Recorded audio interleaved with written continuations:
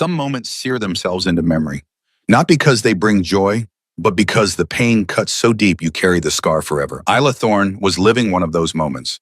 26 years old, sitting alone at a wedding feast surrounded by 300 celebrating guests, watching the man who'd promised to marry her exchange vows with the woman who'd been her closest friend since childhood.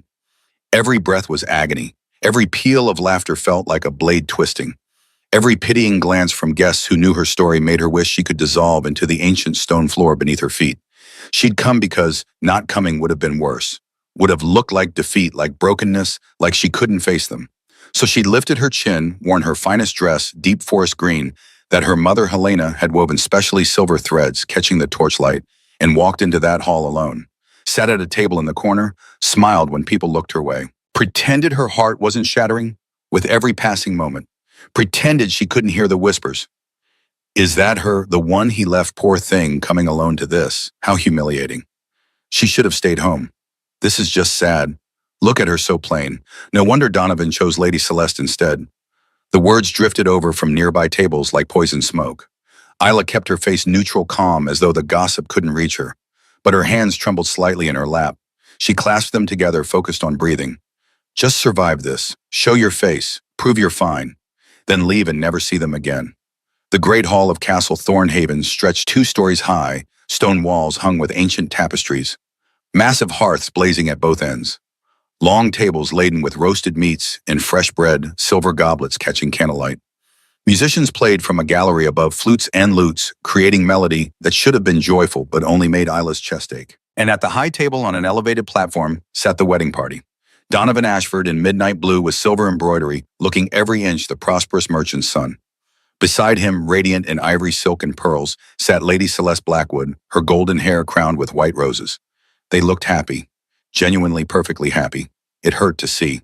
Hurt worse when Donovan's eyes found Isla across the hall, and she saw not guilt in his gaze, but pity. Like she was something wounded he'd had to leave behind on his path to better things. Isla looked away quickly, fixed her attention on her untouched plate, on anything but them. But memory has no mercy. It pulled her back 18 months into the past to the beginning. Isla's life had been simple once. Good even.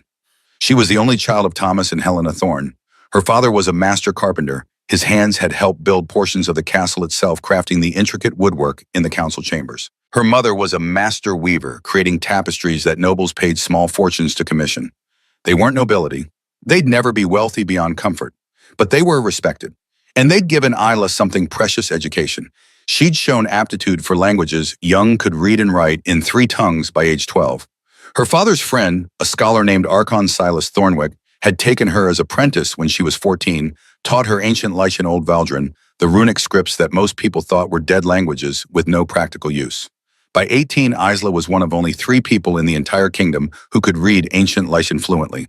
By 20, she'd secured a position in the Royal Archives, the castle's vast library and manuscript collection, where she translated ancient texts, copied important documents, preserved history that would otherwise crumble to dust. It was quiet work, solitary. Most people found it boring and incomprehensible. But Isla loved it. Loved the smell of old parchment and leather bindings, the challenge of deciphering faded ink and unfamiliar grammar, the connection to people who had lived centuries before she was born. She was good at her work, respected by the few scholars who understood its value. Content. She'd never expected romance. Never thought herself the type men noticed. She was quiet where other women were vivacious, plain where they were beautiful, more comfortable with ancient manuscripts than with social gatherings. She'd made peace with that, found fulfillment in her work. Then 18 months ago, Donovan Ashford had walked into the archives. He was the son of Lord Aldwin Ashford, who'd made a fortune in the spice trade across 3 kingdoms. Donovan was handsome in that easy, practiced way. Dark hair always perfectly styled, expensive clothes cut to flatter a smile that came readily. He'd been searching for records of old trade routes for his father's business expansion. Isla had helped him find what he needed. They'd talked. He'd been impressed by her knowledge of historical commerce patterns. He'd asked if he could see her again, perhaps discuss more historical strategies over dinner. She'd said yes, stunned and uncertain, but flattered. 6 months of courtship followed. Donovan was charming, attentive, thoughtful. He brought her wildflowers because he'd noticed she preferred natural beauty to ostentation. He listened when she talked about her translations, seemed genuinely interested. He made her laugh with stories about his father's dramatic attempts to expand the family business. Isla had been careful not to hope too much. But when he'd proposed on a spring evening in the castle gardens, She'd been shocked, grateful, almost unable to believe her fortune. "You're unlike anyone I've ever known," he'd said, holding her hands in his, those dark eyes earnest. "You're intelligent, calm. You'd make a perfect wife, Isla. Someone I can build a life with." She'd said yes. Of course she'd said yes. She'd never imagined someone like him would want someone like her. They'd announced their betrothal publicly. Set a date 6 months away. Isla had started planning a future she'd never dared dream about, a home of her own, perhaps children, someday a life shared with someone who saw her. Then Celeste Blackwood entered the picture. Lady Celeste, daughter of Lord Cedric Blackwood, minor nobility with lands and lineage going back 6 generations. Beautiful, vivacious, everything Isla wasn't. She'd been chosen as maid of honor. She and Isla had been close since childhood, when Celeste's family had commissioned tapestries from Helena, and the girls had played together. During those 6 months of wedding planning, Donovan and Celeste spent time together, organizing details. Isla had been grateful for the help. She'd never navigated high society before, felt out of her depth with seating arrangements and protocols. Celeste knew all of it instinctively. Somewhere in those months, everything changed. Donovan had the decency to tell Isla himself 6 months before this wedding night. She remembered every word, every inflection, the way the library had seemed too small suddenly. "Isla, I need to be honest with you." He'd stood across from her desk, couldn't quite meet her eyes. "I've developed feelings for Celeste, real feelings. I care about you, I truly do. But what I feel for her is different, stronger. And she has what I need for my future. Her family's connections, her understanding of society, the path she can open to real nobility for our children." He'd paused, and that pause had contained multitudes. "You understand, don't you? You're wonderful, Isla, brilliant and kind, but you can't give me what she can. You have no dowry, no connections, no social standing. You're a scholar, and that's admirable, but it's not enough for the life I'm building." Isla had understood perfectly. She wasn't enough, wasn't the right class, the right beauty, the right anything. She'd released him from the betrothal that same afternoon, told everyone it was mutual, kept her dignity intact even as everything inside her shattered. And Celeste had apologized, tears in her blue eyes that might even have been genuine. "I never meant for this to happen. I love him, Isla, I can't help it. Please forgive me. You're my oldest friend, and I never wanted to hurt you." What could Isla say? You couldn't control who you loved. So she'd forgiven Celeste, stepped aside, let them have their happiness, tried to rebuild her life from the fragments. 6 months of burying herself in manuscripts, avoiding social events, telling herself she was fine, knowing in the quiet hours of night that she probably wouldn't find love again. She'd had one chance, and it had chosen someone else. And then the wedding invitation had arrived. Heavy cream parchment, expensive gold leaf lettering. "Donovan Ashford and Lady Celeste Blackwood cordially invite you to celebrate their union." She could have refused, should have refused, but something stubborn in her said no. She wouldn't hide, wouldn't let them think they'd broken her completely. She would go hold her head high, show them she'd survived. So here she sat in her green dress with silver threads at a table of strangers who barely acknowledged her existence, watching the man she'd planned to marry celebrate his life with the woman who'd been her friend. The meal progressed through course after course. Rich venison stew, roasted chicken with herbs, fresh bread, pastries that looked like art. Isla barely tasted any of it. She pushed food around her plate, sipped wine without noticing the flavor, smiled mechanically when conversation required it. The whispers continued, waves of gossip washing over her.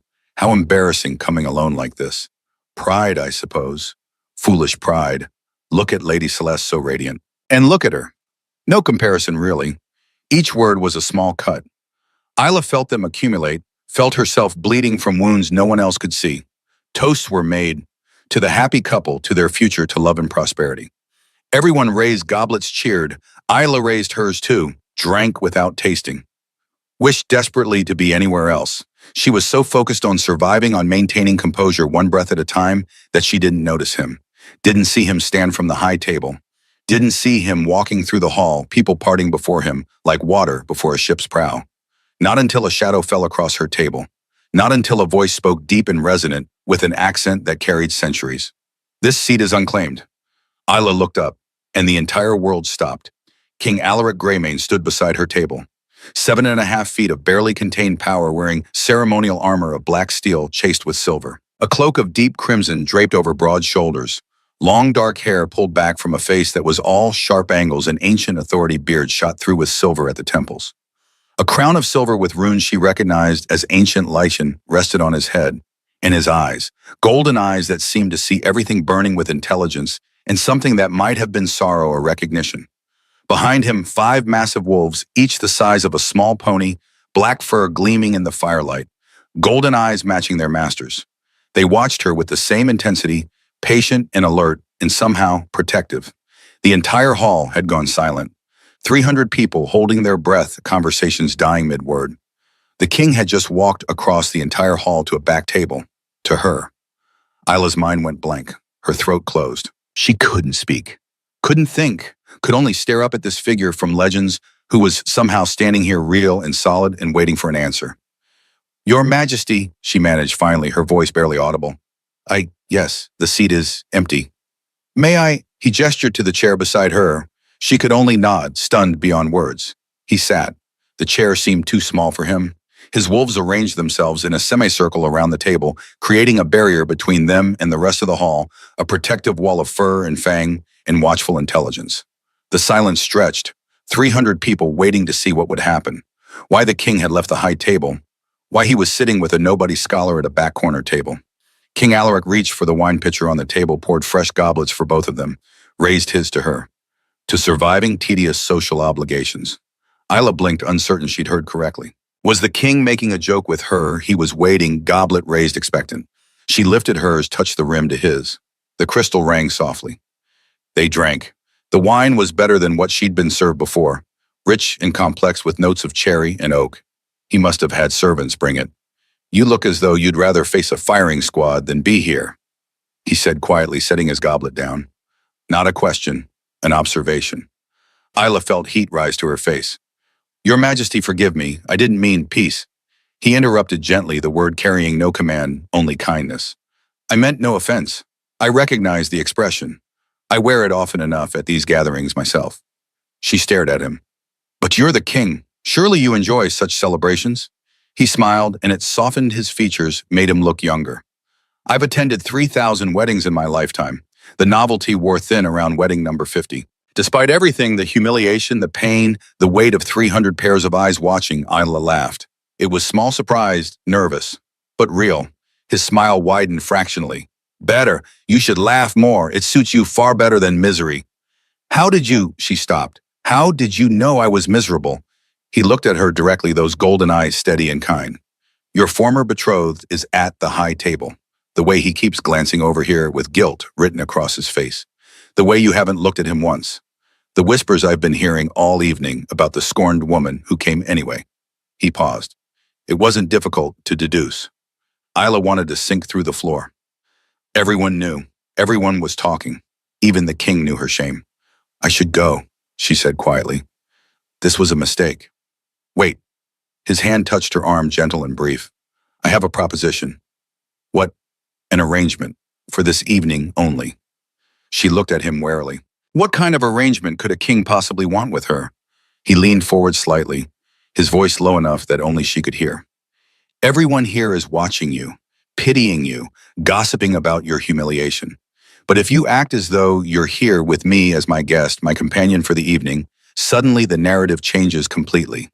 You're not the scorned woman. You're the lady who caught a king's interest. They'll stop pitying and start envying. Isla stared at him, trying to process. Why would you do this? You don't know me. He was quiet for a moment, considering. Then, I know you work in my archives. I know you're one of 3 scholars who can read ancient Lycian. I know you translated the Valdorian Accords last year, beautiful work, by the way. The clarity of your interpretation was remarkable. He paused, held her gaze. I know you're brilliant, and I know you're suffering through this feast alone, while those who wronged you celebrate at the high table. That offends me. I can't undo what happened to you, but I can give you one evening of dignity. One evening where you're not the object of pity, but of curiosity and respect. He leaned back slightly. So, do you accept? Isla sat frozen, her mind spinning. This was insane, impossible. Kings didn't do things like this. But he was looking at her with genuine concern in those ancient eyes. And she was so tired. So tired of being small and invisible, and not enough. Just for one evening, what would it be like to be seen to matter? Yes, she whispered. Yes, Your Majesty. Thank you. Alaric, his voice was gentle. For tonight, please. Just Alaric. The effect was immediate and dramatic. Servants appeared at their table as though conjured, bringing better food, better wine. The musicians shifted to a softer, more intimate melody. And the whispers, oh, the whispers exploded like wildfire through dry grass. Did you see that the king is sitting with her? With the scholar, why would he? Maybe she's not as plain as we thought. Maybe he sees something we missed. Look at Donovan's face. He looks stunned. Isla didn't look at Donovan, kept her eyes on Alaric, this impossible king who'd chosen to sit with her, who was talking to her now like she mattered. What are you translating currently? He asked, his tone genuinely interested. A collection of prophecies, Isla said, finding her voice growing steadier. Ancient Lycian texts from the early days of the kingdom. They're very fragmented, difficult to piece together, but fascinating. What do they predict? Various things. Wars, alliances, changes in power. She paused, considering. One mentions a king without heir finding his mate in a house of knowledge. I'm still working out the translations. Some of the words have multiple meanings. Something flickered in his expression. Interest, recognition, something deeper. Tell me more. They talked for an hour. About prophecies in history, about the difference between living through events and studying them afterward. He'd been alive for some of the events she'd translated, could confirm details no text contained, add context no scholar had access to. She was fascinated, asking questions, pushing for clarification. He answered patiently, seemed to enjoy her curiosity, her intelligence, the way she challenged his interpretations with evidence from the texts. The hall watched. Speculation grew. At the high table, Donovan couldn't stop staring. Celeste looked confused. Lord Cedric Blackwood, her father, looked calculating, wondering what this meant. After the meal, when the musicians began playing dance music, Alaric stood, offered his hand to Isla. We should dance, to make this convincing. Isla's breath caught. I'm not trained in court dances. I'll stumble, make you look foolish. I doubt that very much. His voice was warm. But if you do stumble, I'll catch you. Come. She took his hand. Let him lead her to the center of the hall. People moved aside immediately, creating space. His wolves followed, formed a circle around them again, protective and possessive. Alaric's hand went to her waist, large, warm, steady. His other hand held hers gently. Follow my lead. Step when I step. Feel the rhythm. The music began. He moved. She followed. Stumbled immediately, her feet tangling. He caught her without effort, stabilized her. Try again. She did. Focused on his movements, on the pressure of his hand guiding her on the beat of the music. Slowly, clumsily, at first, she found it. Started moving with him. Not gracefully, not like the court ladies who'd trained for this since childhood, but together. In sync. Better, he said quietly, his voice just for her. You're doing well. You're being kind. I'm being honest, a rarity for kings I know. She looked up at him, really looked.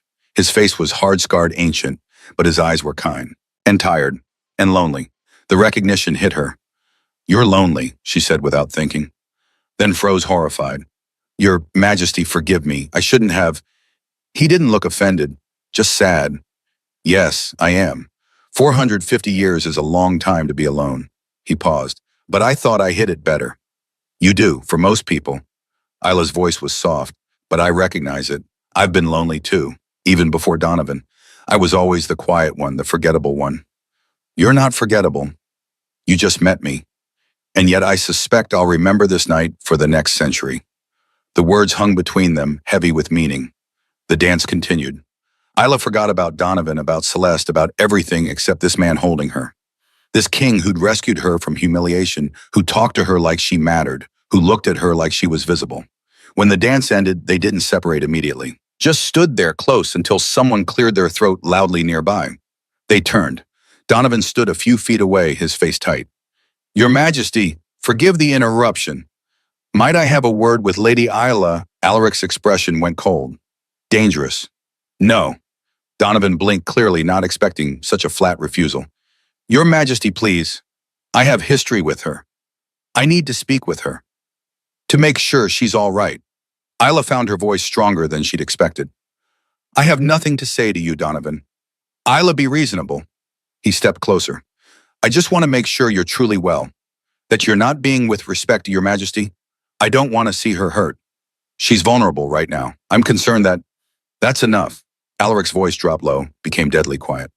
The lady said she has nothing to say to you. I suggest you return to your celebration before you insult me further by persisting. It wasn't a suggestion. It was a command wrapped in silk. Donovan went pale, bowed stiffly, retreated. Alaric turned to Isla and the coldness melted instantly. Are you well? Yes.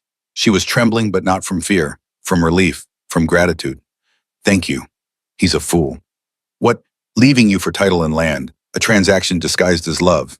He's a fool. Isla smiled, really smiled for the first time all evening. Maybe he is. Alaric gestured toward the doors that led to the castle gardens. Would you like some air? It's stifling in here. She nodded, grateful beyond words. They left the hall, walked through torch-lit corridors out into the night. The gardens were beautiful in darkness, frost on the grass glittering like diamonds under a full moon, stars scattered across black sky like spilled silver, the air cold and clean and perfect. They found a stone bench near a fountain that had gone silent for winter. Sat. The wolves spread out around them, giving them space but remaining alert. Why did you really do this? Isla asked. It wasn't just to help me, was it? Alaric was quiet, staring up at the stars. Finally, I saw someone suffering. Someone who didn't deserve to suffer. And I had the power to ease it, if only for one evening. So I did. That's kind. Don't credit me with too much kindness. He looked at her. I also found the entire situation offensive. That man hurt you, then parades his new bride in front of you. It's cruel. I don't tolerate cruelty. He paused. And I wanted to talk to you. I've seen you in the archives for months now. Always working, never speaking, always alone. I was curious. Isla's breath caught. You noticed me before tonight. I notice everything in my castle. It's a habit born of necessity. He smiled slightly. But yes, I noticed you, particularly. Why didn't you ever speak to me? Because kings don't speak to scholars without reason. It wouldn't be proper. Would make people assume things create gossip, cause you trouble. I didn't want to make your life more difficult. She couldn't help it, she laughed. So instead you waited until the most dramatic possible moment to rescue me in front of 300 people. He had the grace to look chagrined. When you put it that way, it does seem counterproductive. They both laughed then. Real laughter, easy and comfortable despite the cold night and air. They talked for hours, about everything. He told her about immortality, about watching generations be born and grow and die, about the loneliness of never truly connecting, because everyone leaves eventually. She told him about growing up the quiet child, about loving books more than people, about Donovan's betrayal, and how it had confirmed every insecurity she'd ever had about being invisible, forgettable. You're none of those things, Alaric said, and his voice was fierce. That man was too blind to see it. That's his failure, not yours. How do you know? Because you came tonight, faced your pain, didn't hide. That takes courage most people don't have. She looked at him, this ancient king who'd lived centuries, who'd seen everything, who was calling her strong. Thank you, for tonight, for this. He met her eyes. Can I see you again after tonight? Properly. Her breath caught. What? This conversation, this connection. It's not pretense anymore, not for me. I want to see you again, court you if you're willing. But you're a king, and I like scholars, especially ones who can debate the finer points of the Valdorian Accords with me. I don't understand. You could have anyone. In 450 years, you're the first person who's made me feel something other than duty and obligation. His voice was quiet, honest. You challenge me, interest me, make me want to know more. That's rare, precious. So yes, I want to see you again, if you'll allow it. Isla sat there processing. This was insane, impossible. Kings didn't court common scholars, but he was looking at her like she was the most important person in the kingdom, like her answer mattered more than anything. Yes, she whispered. Yes, you can see me again. Good. He stood, offered his hand. Come, I'll escort you home. But the feast, they'll notice. They won't miss me, and I'd rather see you safely home than spend another moment in that hall. He walked her through the castle, through the courtyard, to the edge of the castle district where she lived with her parents. Their modest home, comfortable, but not grand, warm, but not elegant. He didn't seem to care about any of that. At her door, he paused. Tomorrow, dinner in my private chambers. I'll send a carriage at sunset. Isla nodded, overwhelmed, grateful, terrified, excited, all at once. Tomorrow. He lifted her hand, pressed a kiss to her knuckles. Courtly, respectful, but with an intimacy that made her breath catch. Until tomorrow, Isla Thorne. She watched him walk away, his wolves trailing after him, disappearing into shadows. Stood there for long minutes, wondering if she'd dreamed the entire night. But the warmth of his hand on hers was real. The kiss on her knuckles was real. Tomorrow was real. She went inside, found her parents still awake, waiting. Her mother, Helena, stood immediately when she saw Isla's face. Sweetheart, how was it? Are you all right? We've been so worried.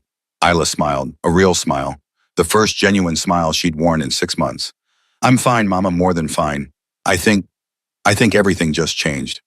Her father Thomas came to her, took her hands in his rough, calloused carpenter's hands. Tell us. So she did, told them everything, the humiliation, yes, but then Alaric's appearance, the rescue, the conversation, the dance, the garden, the invitation for tomorrow.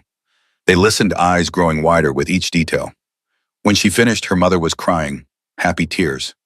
My daughter, my brilliant, quiet daughter. He's a good man, this king, her father asked, searching her face. I think so, Papa. I think he sees me, really sees me. Not what I lack, but who I am. Thomas nodded slowly. Then that's all that matters. If he treats you right, if he values you properly, then I don't care if he's king or commoner. Helena touched Isla's face gently. You deserve to be seen, my love. You always did. That night, Isla lay in her small room, staring at the ceiling, replaying every moment, every word, every look. The way Alaric's hand had felt on her waist during the dance, the kindness in his golden eyes, the loneliness she'd recognized because she wore it too. Tomorrow she'd see him again. Tomorrow everything might change again. But for tonight, for this one perfect night, she'd been visible. She'd mattered. She'd been chosen. Not because she was noble or beautiful or anything other than exactly who she'd always been.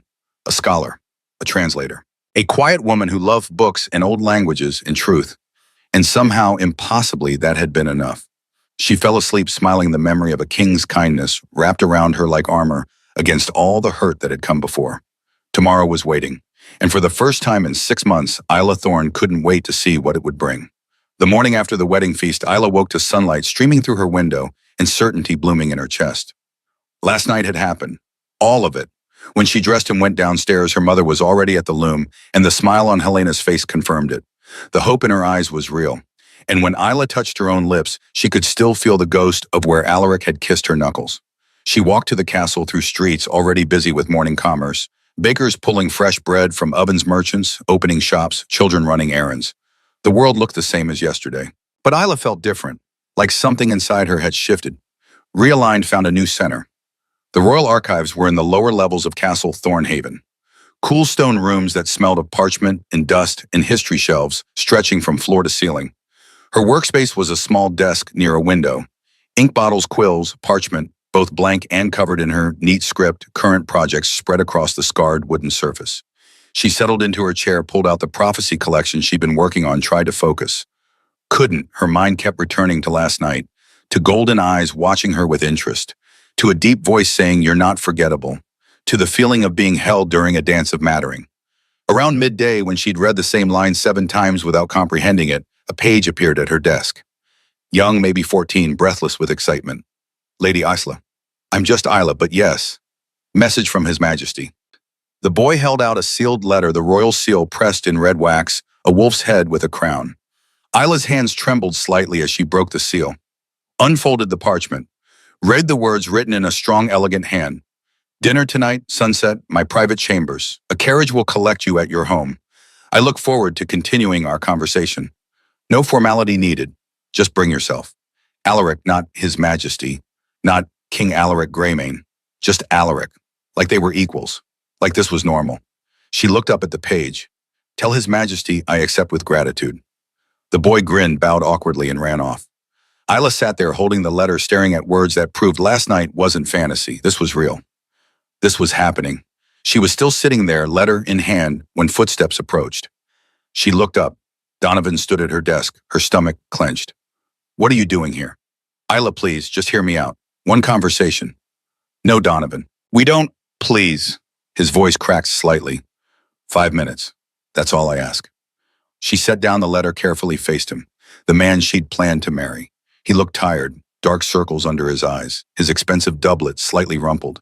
Fine, talk. He pulled up a stool, sat across from her. Couldn't quite meet her eyes.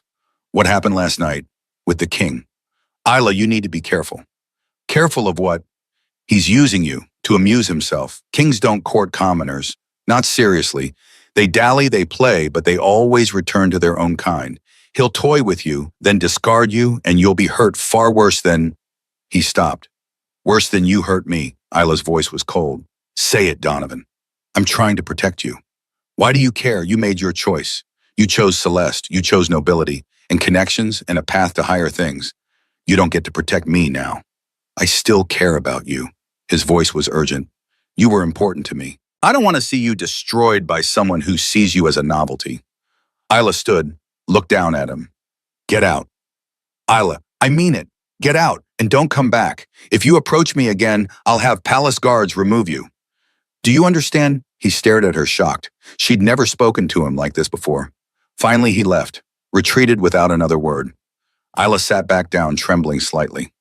Not from fear, from something like triumph. She'd drawn a line, defended herself, refused to let him define her choices. It felt good. It felt powerful. She picked up Alaric's letter, again traced the words with one finger. I look forward to continuing our conversation. Whatever came of this, whether Donovan was right and it ended in heartbreak, or whether something genuine was beginning, it was hers to choose. Her risk to take. Her life to live. She went back to work with new focus. She had dinner to prepare for. The royal carriage arrived at sunset. Black lacquered wood with silver trim, the royal wolf emblem on the doors. Neighbors came out to stare as Isla emerged wearing her best gown, the same green dress from last night, the only truly fine thing she owned. Her mother had helped with her hair, braiding it simply and weaving in small white flowers. You look beautiful, Helena had whispered. Remember who you are. Don't let anyone make you small. Thomas had just hugged her tight, this carpenter, with calloused hands who'd built portions of a castle. Come home safe, that's all we ask. Now Isla climbed into the carriage, settled onto velvet cushions, and watched her street disappear as they rolled toward the castle. The carriage took her to the royal wing quarters of polished marble tapestries with Fortune's guards in ceremonial armor. They stopped at a door flanked by two soldiers who opened it without question when they saw her. Inside was not what Isla expected. Not a throne room or formal dining hall. A sitting room comfortable and lived in. Bookshelves lining the walls, she recognized some titles. A fireplace with actual flames, a table set for two, with simple dishes, and standing by the window backlit by the last rays of sunset, Alaric. He'd changed from his ceremonial armor, wore a simple dark tunic and trousers. No crown, just him. He turned when she entered, and his smile was genuine. You came. I wasn't certain you would. Did you think I wouldn't? I thought after last night, after the spectacle of it, you might have second thoughts. She walked further in. The guards closed the door behind her, leaving them alone. Well, not quite alone, an older woman sat in a corner working on embroidery. Chaperone, maintaining propriety. I had many thoughts, Isla admitted, but none of them were about not coming. Good, he gestured to the table. Please sit. Dinner is simple, I hope you don't mind. I find elaborate meals tedious when I actually want to talk to someone. They sat. He poured wine himself, no servants hovering. Served her roasted chicken, root vegetables, fresh bread. Simple food meant for conversation rather than show. They ate and talked. About her work, he asked detailed questions about the prophecy translations. About history, he shared first-hand accounts of events she'd only read about. About books they'd both read, interpretations they agreed or disagreed on. An hour passed like minutes, 2 hours. The chaperone in the corner nodded off over her embroidery. Tell me about your family, Alaric said. Your parents. I know your father is a carpenter, your mother a weaver, but who are they beyond their trades? Isla smiled, thinking of home.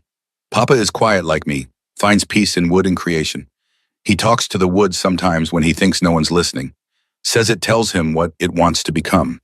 She paused. Mama is fierce, in a quiet way. She taught me that being soft doesn't mean being weak, that you can be gentle and still have steel in your spine. She sounds formidable. She is, they both are. They gave me everything they could, education, safety, love. I never felt poor even though we weren't wealthy. Alaric was quiet for a moment. You're lucky to have that foundation. You don't have that? I'm a king. Love is always conditional, always tied to what I can provide, what protection I offer, what power I represent. He looked at her. It's been a long time since someone valued me for something other than what I am. I don't know what you are, Isla said honestly. I know you're king. I know you're like an immortal powerful. But I don't know you, not yet. What do you want to know? Everything. But we have time for that. She paused. Tell me one thing that's true.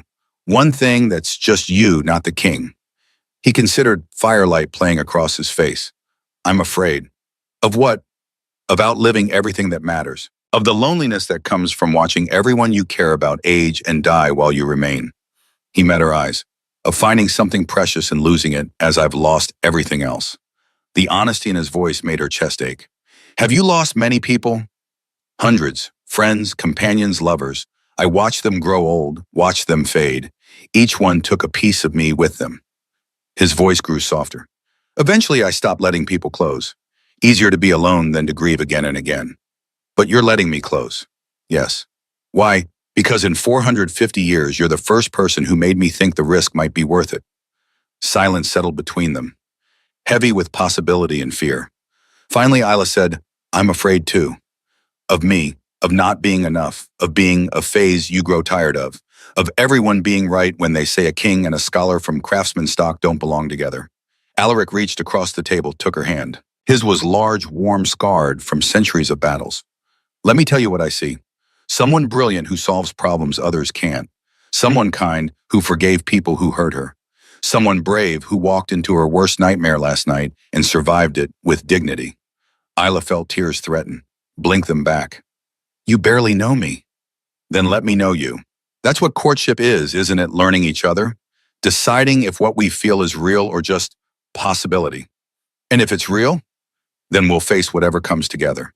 They talked until late, until the chaperone woke with a start and informed them it was well past appropriate hours. Alaric walked Isla to the carriage, handed her in personally. Tomorrow, he asked, a walk in the gardens. I'll arrange for proper chaperone. Dame Winifred Ashcroft, she's one of my most trusted advisors. Tomorrow, Isla agreed. She rode home in darkness, watching stars through the carriage window, feeling like she was floating. Dame Winifred Ashcroft was 62 years old, steel-gray hair pulled back in a severe bun, sharp eyes that missed nothing, and a spine straight as a sword blade. She'd served the royal household for 30 years. She suffered no nonsense, tolerated no foolishness, and had seen enough court scandals to be permanently unimpressed by drama. When she was assigned as Isla's chaperone and guide to court life, her first words were blunt. So, you're the scholar who caught our king's eye. They were in the castle gardens, walking gravel paths between winter-dormant flower beds. Alaric walked ahead with his wolves, giving them space. I don't know that I caught anything, Isla said carefully. We're just talking. Winifred snorted. Child, I've been watching courtship dances for 3 decades. This isn't just talking. The king hasn't shown interest in anyone for 50 years. Now suddenly he's arranging daily meetings with a common scholar. That's not nothing. What is it then? Winifred stopped walking, turned to face Isla fully. It's hope. For him, possibly disaster for you, probably both.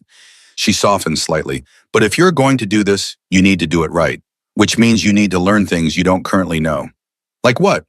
Court etiquette, which fork to use at formal dinners, how to address different ranks of nobility, when to curtsy and when to stand your ground, how to navigate the social warfare that passes for conversation among nobles.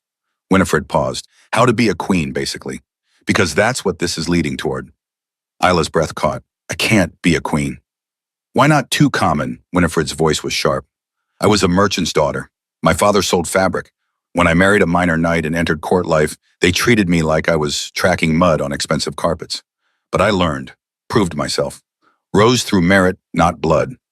She stepped closer. You have something far more valuable than noble blood. You have a brain, and kindness, and integrity.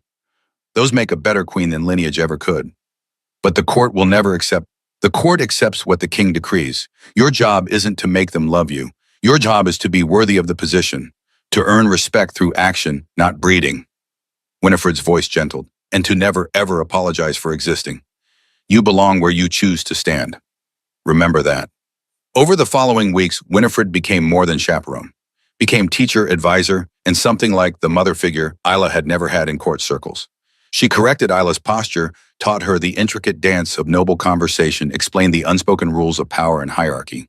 But more than that, she gave Isla confidence, reminded her that intelligence was power, that knowing languages dead nobles couldn't read made her valuable. Let them think you're just a pretty scholar the king is dallying with, Winifred advised, then prove them wrong by being indispensable. The courtship progressed, carefully, properly, always chaperoned. Garden walks in the late afternoon, dinners in Alaric's chambers with Winifred present, visits to the archives where he'd watch Isla work, fascinated. The wolves became constants, all 5 of them massive and protective. Shadowfang the Alpha tested her constantly at first, blocked her path, forced her to ask permission to pass. She learned to speak to him as an equal, not a pet, to request rather than command. Eventually, he accepted her presence, even began to anticipate her movements. Frostbite was gentle despite his size. Would rest his massive head on Isla's lap when she worked, seeking attention she was happy to give. She'd scratch behind his ears while translating, and he'd sigh contentedly. Emberclaw was the youngest at 60 years, still playful. He stole her gloves, her scarves, once even a manuscript. She had to chase him through the gardens while Alaric laughed. When she finally caught him, she wasn't angry, just amused. And Emberclaw became devoted after that, bringing her things he thought she'd like. Styx Flowers, once a very confused cat that he carried gently in his jaws. Stormhowl was restless, always pacing. He needed purpose. Isla started sending him with messages, sealed letters to deliver. Having a job calmed him. He took his duties seriously, would sit patiently waiting for responses. Sagewind was the wisest, the observer. He watched everything, missed nothing. When danger approached, even subtle social danger, Sagewind knew first would alert the others with a quiet growl. Together, the five wolves became her protection, her companions, her family. Court members learned quickly to reach Isla. They had to get past 5 massive predators first. Most chose courtesy, but not everyone. Lady Octavia Ravenswood was 200 years old and beautiful in the way immortals could be when they had centuries to perfect themselves. Tall, elegant, with hair like spun platinum and eyes the color of winter ice. She was minor nobility, with lands north of the capital, and she'd been positioning herself as a potential queen for 80 years. She'd pursued Alaric subtly, persistently. Made herself useful on councils, attended every social function, presented herself as the obvious choice, noble, experienced, already immortal. He'd never shown interest, had been polite, respectful, but never romantic. And now this common scholar, barely 26, had captured his attention in a single evening. Octavia's campaign against Isla was subtle at first. Comments at social gatherings about appropriate matches, questions about whether a craftsman's daughter could handle the complexities of statecraft. The court divided. Older nobles supported Octavia tradition, demanded noble matches. Younger nobles were intrigued by the romance of it. The common people, when word spread, were entirely on Isla's side. 3 weeks into the courtship, Octavia confronted Isla directly. It was in the castle library where Isla often worked. Octavia appeared with 2 ladies-in-waiting, swept in like winter wind. "Scholar Isla, how fortunate to find you. I've been hoping for a private word." Isla looked up from her translation. Shadowfang, resting beside her desk, rose to his feet, a low growl building in his throat. "Peace, Shadowfang." Isla stood. "Lady Octavia, how may I help you?" "By being realistic." Octavia's voice was cold but not cruel. Direct. "You're playing a dangerous game. Kings dally with commoners, always have. But they marry their own kind. You're setting yourself up for heartbreak. That's my risk to take. It's not just your risk. When he inevitably tires of you, when he finally accepts he needs a proper queen, the damage will be done. To you, yes. But also to the stability of the kingdom. The court is divided. Factions are forming. All because you don't know your place." Isla kept her voice level. "My place is where the king invites me to stand. If you have concerns about his choices, take them to him." "I have. He won't listen. He's infatuated." Octavia stepped closer. "I don't hate you, Isla. I don't even blame you. You're young, you were hurt," he offered comfort. "It's understandable, but love isn't enough. Ruling requires experience, connections, understanding of power that takes decades to develop. Can you honestly say you're ready for that?" "No," Isla said honestly. "I'm not ready, but I'm learning. And if Alaric believes I can grow into the role, then I'll prove him right or die trying." Octavia studied her for a long moment. "You're braver than I expected. Or more foolish. I haven't decided which. Does it matter?" "Perhaps not." Octavia turned to leave, then paused. "Be worthy of him if nothing else. He's been alone long enough. If you're going to disrupt centuries of tradition, at least make it worth his while." She left. Isla sat back down, hands trembling slightly. Shadowfang pressed against her leg, offering silent support. The prophecy discovery came 6 weeks into courtship on a cold afternoon when frost painted patterns on the archive windows. Isla was cataloging old manuscripts, a routine task she found meditative. She opened one box that had been mislabeled. Instead of tax records, it held a single ancient text bound in cracked leather. She pulled it out carefully. The leather was so old it flaked at her touch. She opened it gently. Ancient Lycian script. Very old. She recognized the hand. This was written by Seer Althea, the legendary prophet whose predictions had shaped kingdom policy 300 years ago. Isla's hands trembled as she began to read. The text was a collection of prophecies. But near the end, one made her freeze. "When darkness threatens and the deathless king stands alone, his salvation comes not from houses of gold, but from the house of knowledge. She who speaks tongues of old shall break his solitude eternal. Together they forge new destiny written in stars themselves. When scholar speaks binding vow beneath heaven's light, two become one path, and kingdom finds wisdom it has long lacked." Isla read it 3 times. 4. Her heart pounded. This prophecy described them. Exactly. The deathless King Alaric. House of Knowledge, the archives. She who speaks old tongues, she was one of 3 people alive who could read ancient Lycian fluently. Kingdom finds wisdom it lack. What did that mean? She stood so fast her chair toppled, gathered the manuscript carefully, wrapped it in protective cloth. Ran through the castle corridors, Shadowfang and Frostbite racing beside her, sensing her urgency. She burst into a council meeting. Didn't knock, didn't wait for permission. Just rushed in with the manuscript clutched to her chest. 12 council members looked up, scandalized. Alaric rose from his seat at the head of the table, concerned. Isla, what's wrong? I found something, Your Majesty, council members. I'm sorry for interrupting, but I found something. A prophecy. It's about... She stopped, suddenly aware of 12 pairs of eyes watching her. It's important. May I show you, Finum? Alaric gestured. Please. She approached, laid the manuscript on the table, opened it to the prophecy. This is authentic Althea text, 300 years old. I can verify the ink, the parchment, the script. It's genuine, and it describes, she pointed. May I translate? Please, Alaric said, but his voice was different now, intent. She read the ancient Lycian aloud, then translated it to common tongue. The words fell into the council chamber like stones into still water. When she finished, silence stretched. Finally, Archon Silas Thornwick, the elderly head scholar, spoke. Let me see that. Isla handed it to him. He examined it closely, pulled out a magnifying glass, studied the script. Minutes passed, everyone waited. It's genuine, he said finally. Althea's hand. I'd stake my reputation on it. The parchment is correct, period. The ink composition matches other verified Althea texts. This is real. And the prophecy, asked Chancellor Morris, younger man ambitious. You expect us to believe this conveniently appears just as the king is courting a commoner. I expect you to verify it, Isla said firmly. Test the parchment. Carbon dating, magical authentication if needed. Cross-reference with other Althea prophecies. Do every test available. I want this verified beyond any doubt. Alaric smiled slightly, proud of her. Agreed, he said. We verify completely. But if it is authentic, and Archon Silas rarely makes mistakes, then this prophecy has implications. It validates the courtship, Winifred said from the door where she'd followed Isla. If their union was foretold 300 years ago, who are we to argue with fate? The council erupted in debate, some excited, some skeptical, some angry. But through it all, Alaric watched Isla with something like wonder in his golden eyes. The verification took a week. Every test Isla had suggested, plus several more. Magical authentication by 3 independent mages. Carbon dating, comparing ink composition to verified Althea texts, cross-referencing prophecy style and language. Every test came back positive, genuine, authentic, 300 years old, written by Seer Althea herself. When the results were presented to the full court in a public assembly, Lady Octavia stood challenged directly. This is too convenient. She works in the archives. She has access she could have forged. With 300-year-old parchment, Archon Silas cut her off. With ink composition, we no longer make with Althea's exact script style, including variations scholars didn't know about, until comparing this to newly discovered text. No, this isn't forgery. This is genuine. Octavia sat down, face pale. Isla stood before the court, feeling 300 pairs of eyes on her. Whispers rippled through the crowd. May I speak? She asked. Alaric nodded. Please. I understand skepticism. I was skeptical myself when I found this. That's why I demanded verification, insisted on every possible test, because I needed to know this was real, not just convenient. She took a breath. I'm a scholar. My life's work is finding truth in ancient texts. I would never forge something, never compromise my integrity for personal gain.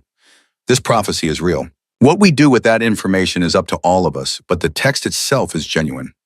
A voice from the crowd, older woman, common clothes, called out.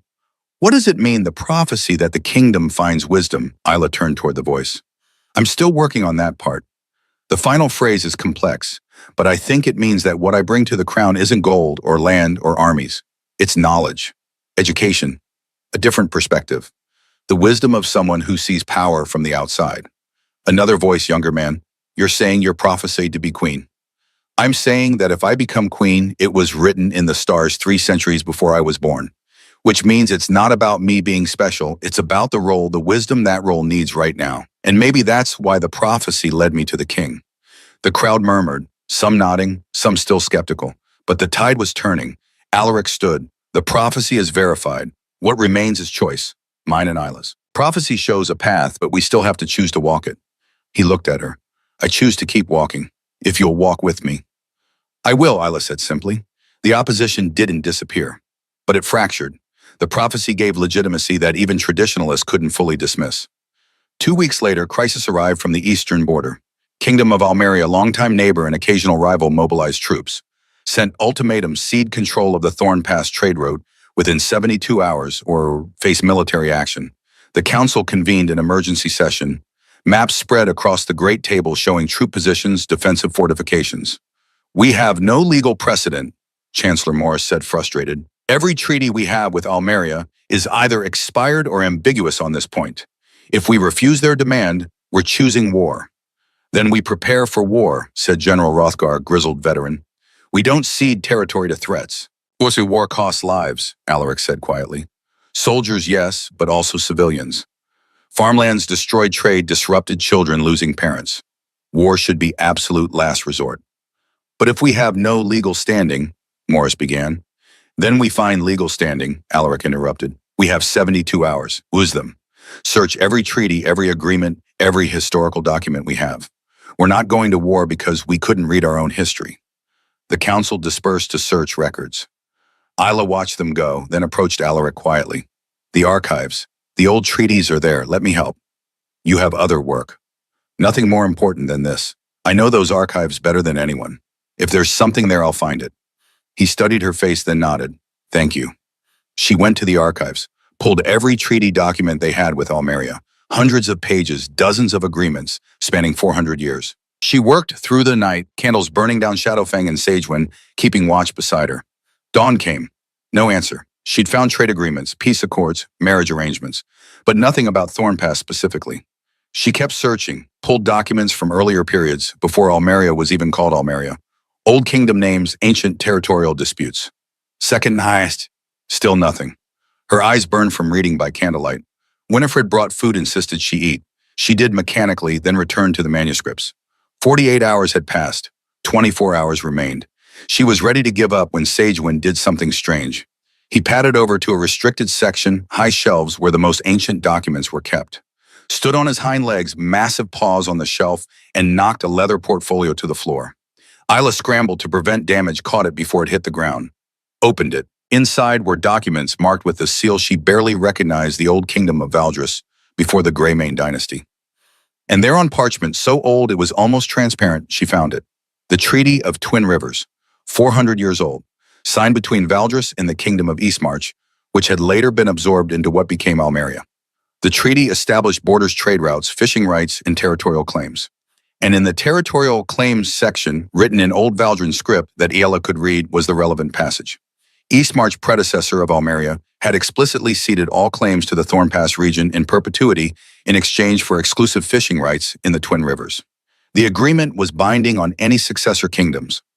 Almeria was the successor kingdom to Eastmarch, which meant they'd already signed away their rights to Thornpass. 400 years ago, they had no legal standing whatsoever. Isla read it 3 times to be certain. Checked cross-references, verified the seals, confirmed this was genuine and binding. Then she ran. 3 hours before the deadline, she burst into the war room where Alaric and his council were making final preparations for military mobilization. Stop! She was breathless, clutching the portfolio. Stop! I found it! Everyone turned. Alaric crossed to her in 3 long strides. Found what? Legal precedent. The Treaty of Twin Rivers, 400 years old. Almeria's predecessor kingdom explicitly ceded all rights to Thornpass. She laid the portfolio on the table, opened it. It's in Old Valdrin. Let me translate. She read the passage aloud in Old Valdrin first, then translated to common tongue. Every word precise, every meaning clear. When she finished, the room was silent. Archon Silas examined the document. It's genuine. I remember cataloging this decades ago, but I couldn't read the language. I never knew what it said.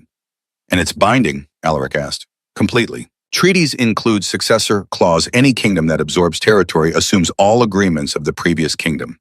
Almeria inherited Eastmarch's treaties. They signed away these rights centuries ago. Chancellor Morris was already writing. We'll send this immediately. With translation, with authentication. Give them the choice, honor the agreement, or face war knowing they're in the wrong. The message was sent by fastest rider. Copy of the treaty, Isla's translation. Archon Silas's authentication.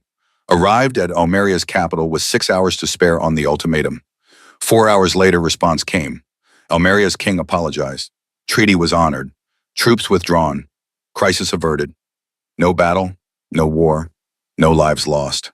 Because a scholar knew how to read a dead language and had the stubbornness to search through 400 years of documents to find the truth. The celebration that evening was jubilant, relief and joy and pride. Isla stood in the great hall, exhausted but happy, accepting congratulations from nobles who'd dismissed her weeks ago, watching common soldiers drink and laugh instead of marching to possible death. Alaric appeared beside her. "Walk with me." They went to the gardens, wolves trailing. The night was cold, stars brilliant in a clear sky. They found the same bench where they'd sat after the wedding feast when this had all begun. "You saved the kingdom, Miriam," Alaric said quietly. "I found a document. You prevented a war. You saved hundreds, maybe thousands of lives, with knowledge, with stubbornness and brilliance and refusing to give up." He turned to face her fully. That's what that prophecy meant. The wisdom the kingdom needed. You. Isla looked at him. This ancient king who'd lived centuries, who'd seen everything, who was looking at her like she'd hung the stars currently shining overhead. "Isla Thorne," he said and dropped to one knee. Right there, in the garden. In public view where anyone walking past could see. A king on his knee before a craftsman's daughter. "What are you, marry me?" His voice was steady. "Not because prophecy said so. Not because you're useful, though you are. Marry me because I love you. Because you challenge me and surprise me and make me want to be better than I am. Because in 450 years, you're the first person who made me feel truly alive again." He pulled a ring from his pocket. Simple silver, single sapphire runes engraved inside that she recognized as ancient Lycian. She read them. "Knowledge is strength. Love is power. I'm asking you to be my queen, not just in title, but in truth. Full council vote, full authority, equal partnership in ruling this kingdom. Be my wife, be my partner, be the wisdom this crown needs." Isla's eyes filled with tears, happy tears. "Yes," she whispered. "Yes, absolutely yes." He slid the ring on her finger, stood, pulled her into an embrace, and she fit perfectly against him. This impossible match that prophecy had predicted and choice had made real. From the castle, someone had seen. A cheer went up, then another. The news spread like wildfire. The king proposed. The scholar said yes. By the time they returned to the hall, the entire castle knew. The celebration doubled, tripled. This wasn't just relief from war. This was joy at a love story 3 centuries in the making. Isla found Winifred in the crowd. The older woman pulled her into a fierce hug. "Well done, girl. You earned this." "Did I?" "You saved a kingdom from war. You stood up to opposition with grace. You never compromised who you are." "Yes, you earned it." Octavia appeared, surprising them both. She looked at Isla for a long moment, then inclined her head, not quite a bow, but respect. "Be worthy of it," she said quietly. Same words as before, but different tone. Not threat. Blessing. That's all any of us can ask. Isla watched her go, understanding blooming. Octavia wasn't an enemy, just someone who'd wanted the same thing and hadn't been chosen. That pain was real. But Octavia was choosing grace anyway. That night, Isla stood on a balcony overlooking the castle grounds, ring gleaming on her finger, Alaric beside her, wolves resting nearby. Below, people celebrated not just nobles, but common folk who'd been allowed into the outer courtyards. "Are you ready for this?" Alaric asked. "Really ready. It's not going to be easy. There will always be people who think you don't belong." "I'm not ready," Isla admitted, "but I will be, and I have help." She looked at him. "I have you. I have Winifred. I have 5 massive wolves who are extremely protective. I'll figure out the rest as I go." That's all any of us can do. They stood together, watching their kingdom celebrate, and Isla thought about that night 2 months ago. Sitting alone at a wedding, drowning in humiliation and pain, certain her life was over. She'd had no idea it was just beginning, that the worst night of her life would open a door to the best chapter. That being broken open would let light in. That sometimes you had to fall apart to discover what you were really made of. And standing here now, engaged to a king, having saved hundreds of lives with nothing but knowledge and determination, Isla Thorne understood something profound. She'd been enough all along. She just needed someone to see it before she could see it herself. Tomorrow they'd plan a wedding. Tomorrow they'd face whatever opposition remained. Tomorrow she'd begin learning how to be a queen. But tonight she'd just stand here, beloved and valued and seen. Finally, completely, perfectly seen. The morning after Alaric's proposal, Isla woke with a ring on her finger and the weight of reality settling over her shoulders. She sat up in her small bed, looked at the silver band with its sapphire gleaming in morning sun, and let herself feel the fear. Queen. She was going to be queen. 26 years old, daughter of a carpenter and a weaver. And now she'd wear a crown, sit on a throne, make choices that could save or destroy lives. The panic was there pressing against her ribs, but she didn't run from it, just sat with it breathing. She dressed, went downstairs. Her parents were already awake, Thomas at his workbench, Helena at her loom. They looked up when she entered, saw her face, and knew immediately. Sit down, Helena said gently. I'll make tea. Isla sat. Her father came in from the workshop wood shavings, still clinging to his leather apron, and took the chair across from her. Said nothing, just waited. Helena brought tea, sat beside Thomas, and they both watched their daughter with patient love. I'm scared, Isla whispered finally. I don't know how to be a queen. I'm going to make mistakes. Thomas reached across, took her hands in his calloused ones. Do you remember when you were 8, you wanted to learn ancient Lycan? Said it was too hard, you'd never understand it. Papa, you cried, said you wanted to quit, but your mother said something. Do you remember what? Isla shook her head. Helena spoke, her voice warm. I said being scared doesn't mean you can't do it. It means you care enough to want to do it well. And then what happened? Thomas asked. I kept studying. And now you're one of 3 people in the kingdom who can read it fluently. You saved us from war with that knowledge. He squeezed her hands gently. You didn't know how to do it when you started, but you learned. You always learn. That's who you are. But this is different. This is bigger. Bigger, more important, more people watching. Helena moved to sit beside Isla, wrapped an arm around her shoulders. Yes, but you're not alone in this. You have Alaric, who chose you knowing exactly who you are. You have Dame Winifred. You have us, who will always love you whether you wear a crown or not. What if I'm not strong enough? Sweetheart, Thomas's voice was firm, you walked into that wedding feast alone, survived public humiliation, found the courage to accept a king's courtship despite everyone saying you didn't belong, worked 48 hours straight to find a document that saved thousands of lives. You're already stronger than you think. Isla looked at her parents, these people who'd given her everything, who'd never made her feel small even when the world did. I'm scared I'll fail you. You already succeeded. Helena kissed her forehead. You stayed true to yourself. That's all we ever wanted. The rest is just details. The panic didn't disappear entirely, but it loosened, became something manageable. Thank you, Isla said quietly, for always seeing me. That's what parents do, Thomas said simply. When Isla arrived at the castle later that morning, Alaric was waiting in the council chamber. He dismissed his advisors when he saw her, crossed to her immediately. How are you? Terrified, determined, both at once, he smiled. That sounds about right. He took her hands. We need to set a date for the wedding, 3 months from today. Gives us 12 weeks to prepare. Is that enough time? For what, the ceremony? Or for me to figure out how to be a queen? Both, neither. We'll figure it out together. He squeezed her hands gently. 3 months, 12 weeks. Then you'll be my wife and my partner in all things. Isla nodded. 3 months. We can do this. We can do this, he agreed. Week 1 of 12, initial preparations. Wedding planning began. Guest lists, seating arrangements, ceremony details. Isla worked with Winifred, daily learning protocol, practicing posture, studying the intricate dance of court politics. Dame Winifred was relentless but kind. You're marrying into responsibility, she reminded Isla constantly. But you're also marrying a man who loves you. Don't forget that part in all the preparation. Week 2, the wolves became even more protective. Shadowfang wouldn't let Isla walk anywhere without escort. Emberclaw brought her flowers daily. Where he found them in late autumn was a mystery. The 5 of them formed a constant barrier between her and the world. Isla found comfort in their presence. They didn't judge her, didn't question her worthiness, just protected her fiercely and loved her without condition. Week 3, Lady Octavia requested a private meeting with Isla. No witnesses, no chaperones beyond the wolves. They met in a small sitting room in the castle's east wing. Octavia looked different, less polished, more human, tired around the eyes. Thank you for seeing me, Octavia said quietly. You asked. I'm not going to refuse communication. Octavia smiled slightly. Most would, after I campaigned against you. She took a breath. I owe you honesty. All right. I loved Alaric for 80 years.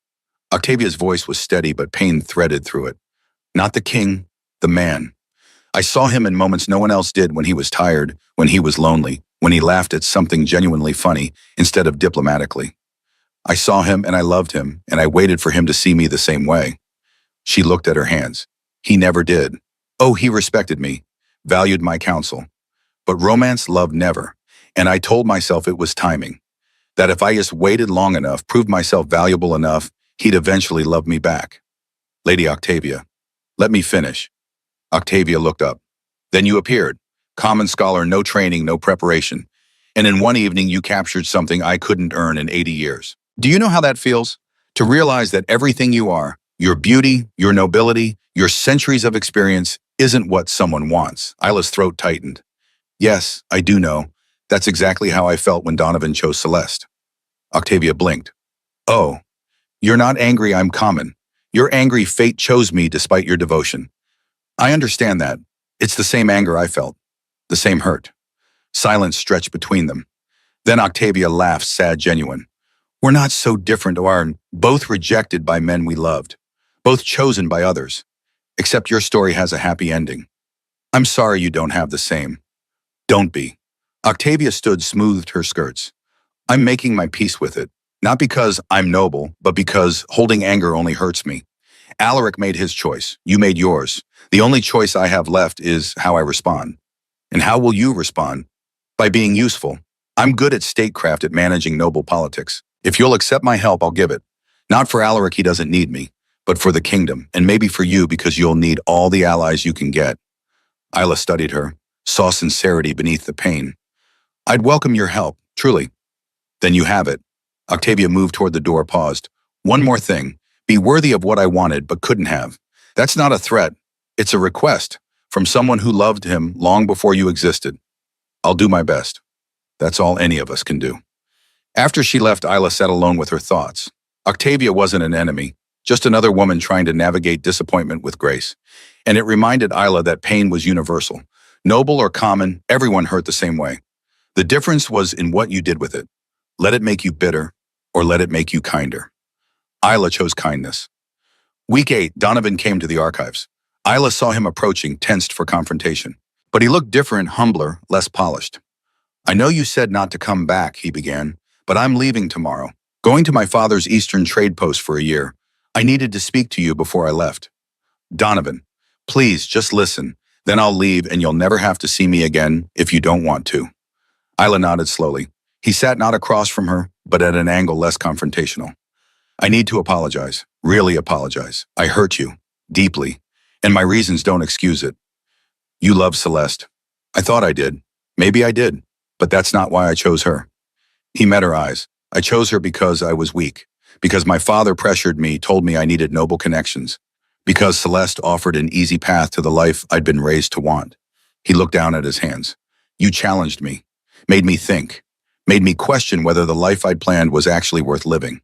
And instead of being grateful for that, I was scared. So I chose the easier path, chose comfort over courage. Why are you telling me this now? Because watching you these past months, seeing you face opposition with grace, save the kingdom, with your intelligence, refuse to let anyone make you small, made me realize I chose wrong. Not because you're going to be queen, because you were always brave and I was always a coward. He stood. I'm not asking for forgiveness. I don't deserve it. I just needed you to know that ending our betrothal wasn't your failure. It was mine. You were always enough. I just wasn't man enough to see it. Isla watched him, saw genuine regret, genuine growth. How's Celeste? Good, happy, I think. We're finding our way together. She's kinder than I deserve. She knows I married her for wrong reasons, and she's decided to love me anyway. I'm trying to be worth that. Then be worth it. Really be worth it. Love her properly. I'm trying. He moved toward the door, stopped. You're going to be an extraordinary queen. The kingdom is lucky to have you. I think so too, Isla said simply. Donovan smiled, sad but genuine. Good, that's good. He left. Isla sat for a long time processing. Forgiveness wasn't always about the other person deserving it. Sometimes it was about freeing yourself from carrying their mistakes. She forgave Donovan. Not because he'd earned it, but because holding grudges was exhausting, and she had better things to do with her energy. She had a kingdom to learn how to help rule. Week 10. The council presented Isla with an ancient tradition. Every prospective queen must present a wisdom gift to the kingdom, something that demonstrated what she would bring to the crown beyond marriage. Isla knew immediately what she wanted to give. She requested a full council meeting, prepared her proposal carefully with Winifred's help. When the day came, she stood before the council with Alaric at the high table, but deliberately not speaking for her. Honored council members, she began, voice steady. For my wisdom gift, I propose the establishment of a public library system, not just here in the capital, but in every major town and village across the kingdom. Murmurs rippled through the council. Chancellor Morris spoke first. A library system for everyone. That's expensive and unnecessary. Who else needs access to books besides nobles and scholars? Everyone. Isla's voice was firm. Every child who wants to learn but can't afford tutors. Every craftsman who wants to improve their trade. Every woman who wants to read stories that take her beyond her daily life. Every person who deserves the chance I had to rise through knowledge rather than birth. But the costs, another council member protested, will be recovered many times over. Isla had prepared for this. Educated populations are more productive. They innovate, create, solve problems. They require less oversight because they can read laws themselves. They become teachers, scholars, doctors, engineers. Every copper spent on education returns silver in economic growth. She paused. But beyond economics, there's something more important. A kingdom's strength isn't measured in swords or gold. It's measured in the minds of its people. And right now, we're wasting thousands of brilliant minds because they're born to the wrong families. She looked around the council chamber. I came from a craftsman's home. My father carves wood. My mother weaves cloth. We weren't wealthy, but my parents sacrificed to give me books, and those books opened doors I never imagined existed. They led me here to this chamber, preparing to become your queen. How many other children have potential we'll never discover because books are locked behind wealth and privilege? Silence. The council members were listening now, really listening. This is what I bring to the crown, Ela said quietly. Not gold or armies or noble connections. I bring the certainty that knowledge should be available to all, not hoarded by the few. I bring the vision of a kingdom where every child can read, every adult can learn, every mind can grow. She took a breath. The first library will be here in the capital, but I propose 15 more within 5 years. Funded by a small tax on luxury goods items only the wealthy buy, so the burden falls on those who can afford it. Staffed by scholars who want to teach. Stocked with books on everything from agriculture to medicine to history to stories that inspire. And in gratitude for the trade routes that brought knowledge from distant lands, I propose the central reading room be named the Aldwin Memorial Hall, after Lord Aldwin Ashford, whose merchant ventures connected our kingdom to the wider world. Shock rippled through the room. Aldwin was Donovan's father. Isla was honoring the family of the man who'd hurt her. Alaric spoke for the first time. This honors not just Lord Aldwin, but the principle that good work deserves recognition, regardless of personal feelings. That we build bridges instead of walls. He looked at Isla with pride. I support this proposal fully. Chancellor Morris was doing calculations. Looked up. The cost is manageable. The luxury tax approach is actually clever, won't burden common people. And education programs do increase productivity. There are historical precedents. One by one, council members voiced support. Some enthusiastic, some grudging, but support nonetheless. The vote was called, passed unanimously. Isla's library system was approved. She stood there trembling with relief and joy. She'd done it. Given her kingdom something that would outlast her, would change lives for generations. Alaric came to her when the council adjourned, took her hands. That was extraordinary. The tribute to Aldwin Donovan will hear about that. I hope so. I want him to know that hurt doesn't have to define us, that we can acknowledge good in people who've done us harm, that grace is always an option. You're going to be a remarkable queen. I'm going to try about. Weeks 11 and 12, the wedding preparations consumed everything. Helena worked on Isla's dress day and night, white silk sewn with silver thread in patterns of ancient lichen runes. The runes spelled out words of wisdom, hope, and love. Thomas built something in his workshop, working privately, refusing to show anyone. Wedding gift was all he'd say. Dame Winifred drilled Isla on the ceremony itself, the vows, the processional, the proper way to receive the crown. You're not just marrying Alaric, Winifred explained. You're marrying the kingdom, promising to serve these people. That's what the crown represents. It's not decoration, it's responsibility made visible. Octavia proved true to her word. Helped navigate noble politics, advised on guest lists, mediated disputes between families. One evening a week before the wedding, she found Isla in the archives. I have something for you. Octavia held out a small box. It was my grandmother's. She gave it to me for my wedding day, but she trailed off. I'd like you to have it. Inside was a delicate hair comb, silver with small pearls. Simple, elegant, perfect. Octavia, I can't. You can and should. It needs to be worn by a queen. That was its purpose. She smiled sadly. That I'm not the queen wearing it is, well, that's just how things turned out. But the comb shouldn't suffer for that. Thank you, I'll wear it with honor. I know you will. Octavia turned to leave, paused. I'm happy for you, Tio. I wish I weren't, honestly. Would be easier if I could just hate you. But I am. Happy for you both. The night before the wedding, Isla couldn't sleep. Lay in her childhood bed for the last time staring at ceiling beams her father had carved with her name when she was born. Tomorrow she'd sleep in the royal chambers. Tomorrow she'd be queen. She heard footsteps, then her mother entered quietly. Can't sleep either, Helena said, sitting on the edge of the bed. Too many feelings. I'm scared and excited and grateful all at once. That sounds about right. Helena smoothed Isla's hair. My baby, my brilliant, stubborn, brave baby, becoming queen tomorrow. I'm going to miss this, living here being just your daughter. You'll always be just my daughter. Crown doesn't change that. Helena's eyes were bright with tears. But I know what you mean. This chapter closes. New one begins. That's beautiful and sad together. They sat together in comfortable silence. Then Helena said, Your father made you something. He's too shy to give it to you himself. She pulled out a small wooden box from her pocket. Cedar beautifully carved with wolves and books and stars. Isla opened it. Inside, a simple inscription carved into the lid. Remember where you came from. Carry it with you wherever you go. Love, Papa. Isla's throat closed. She held the box to her chest, letting tears fall freely. Tell him I love him. Tell him I'll treasure this forever. Tell him yourself tomorrow. He'll be there, front row, crying probably, though he'll deny it. Helena kissed her forehead. Sleep, sweetheart. Tomorrow is waiting. The wedding day dawned clear and cold. Frost sparkled on grass like scattered diamonds, sky pale blue, stretching endless overhead. Isla woke at dawn in her childhood home. Last morning in this bed, this room, this life. She dressed with her mother's help, the white silk gown that had taken 3 months to make every stitch carrying love. The ancient lichen runes gleamed silver in morning light. Octavia's comb held her hair back. Small white flowers woven through dark strands. No jewelry except Alaric's engagement ring. You're beautiful, Helena whispered. Thomas stood in the doorway, tears already streaming down his weathered face. My little girl. Papa, don't cry or I'll cry and ruin everything.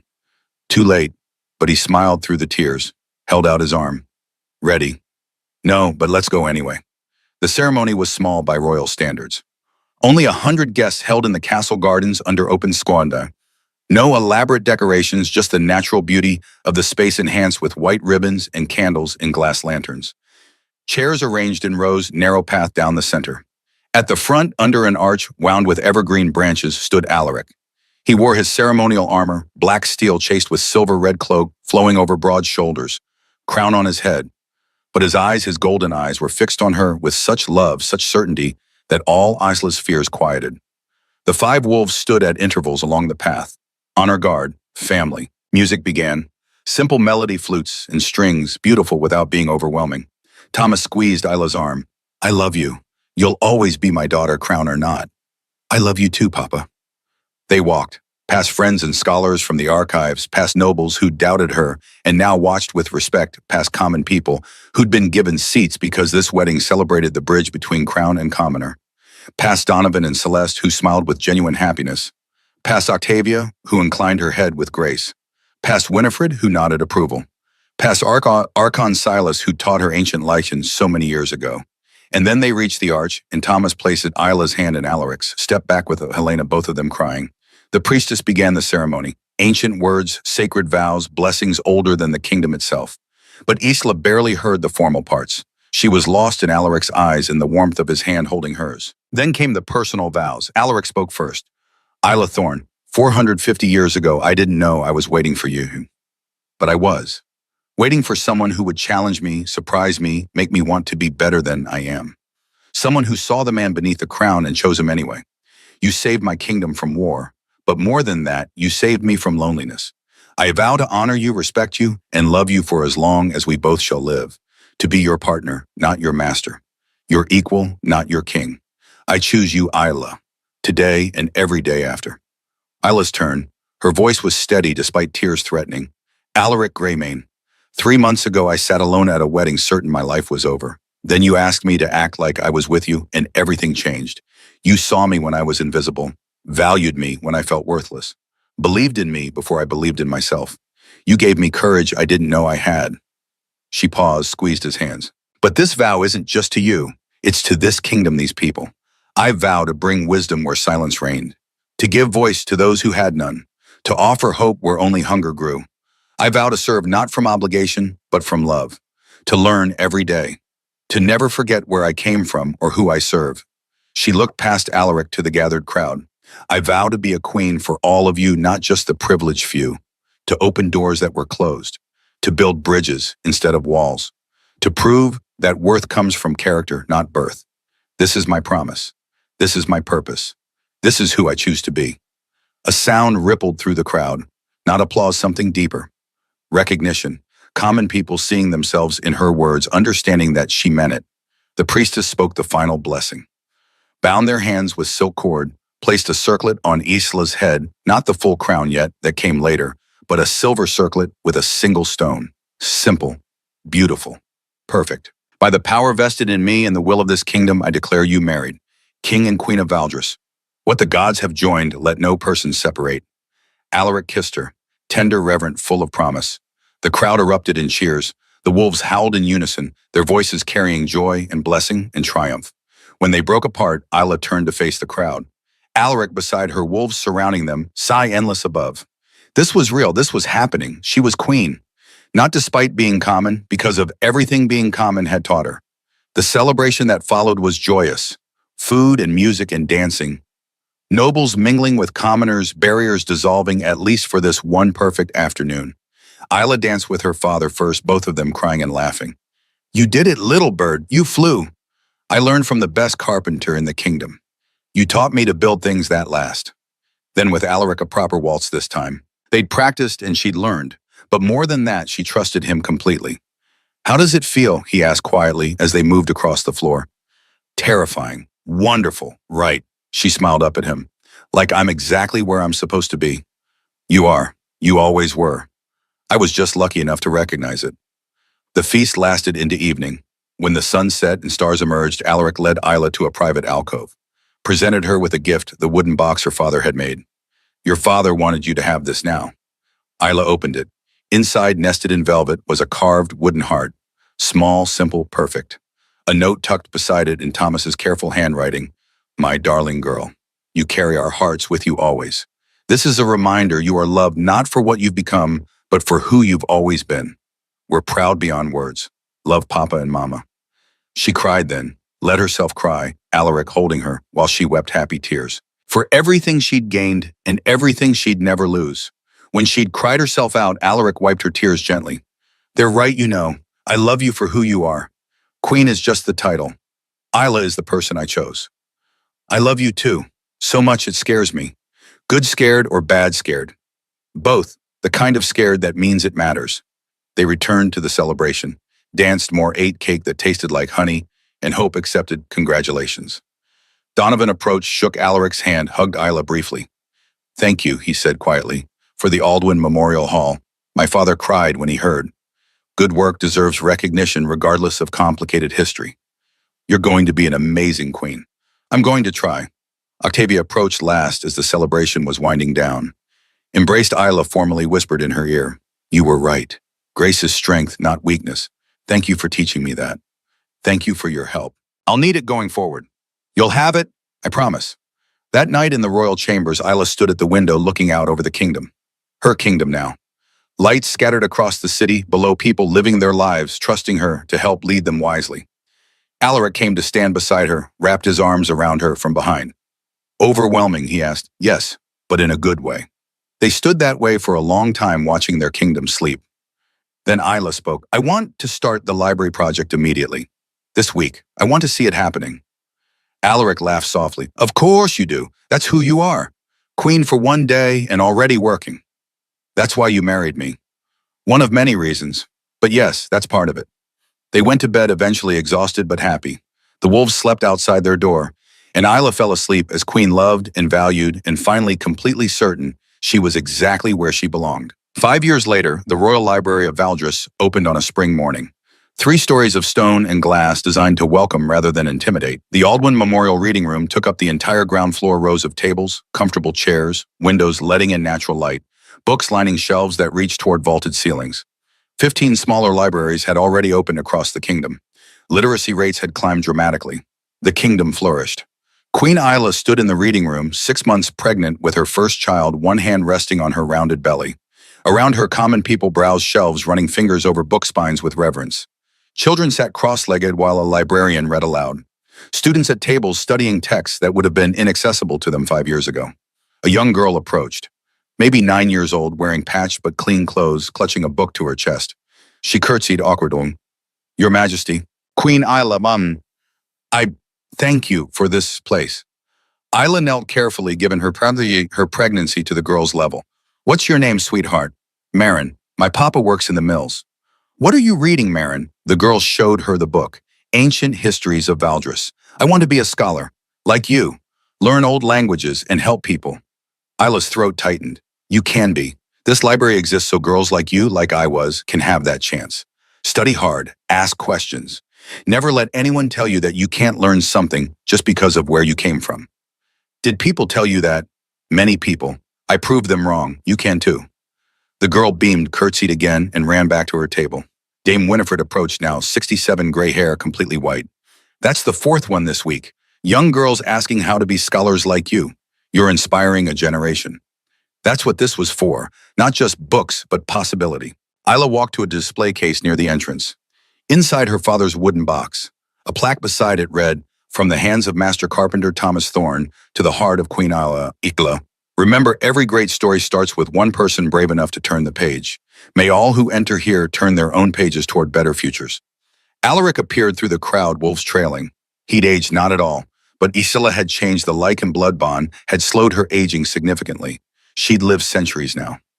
"How are you feeling?" he asked, hand joining hers on her belly. "Good. She's determined to rearrange my internal organs today." He laughed, strong like her mother. They stood together in the library, surrounded by the sound of pages turning, of children learning, of a kingdom growing wiser.